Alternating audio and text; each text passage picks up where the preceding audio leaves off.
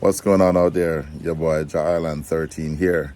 Just hanging out on a normal Saturday. We came home and wife was sweeping up some leaves in the backyard. And she's like, babe, look, I think we have a snake.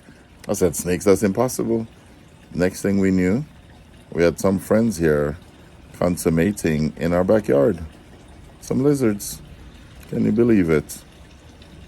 I was in shock.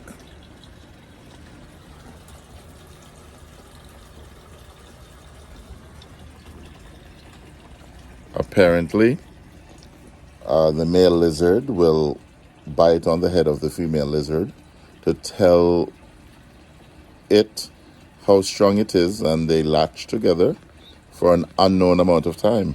I was educated today, and I will tell you, they have been moving all around my yard from over there to here. So apparently, just like humans, lizards, birds and the bees in a variety of location, dresser, watch out now. Birds and the bees story. All right. Take care. And as always, Ja Island 13 here. Big up yourself, like and subscribe, and share this video. Watch out, lizard time.